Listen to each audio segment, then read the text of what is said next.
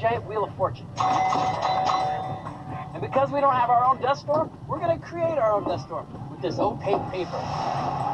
Ready for a dust storm? Bye-bye. What could possibly go wrong?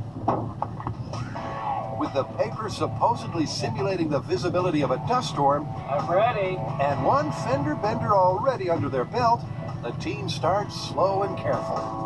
All right, let's start at 5 miles an hour and move up to 10 miles an hour. In 3, 2, 1, drive. With just 2 drivers and not the full set of 4, the question is, can they drive nearly blind and in a tight circle safely? You're way off course, now stop. The answer would appear to be no. No, they can't.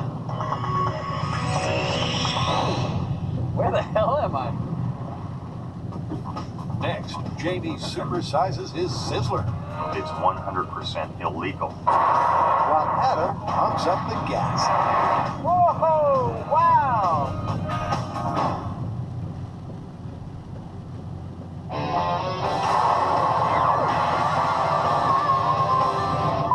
This viral video suggests that if a mean-looking dude is going to fire a flamethrower at you, you can hold back the flames with a fire extinguisher.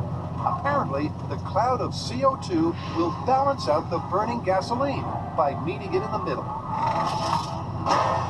I'm ready.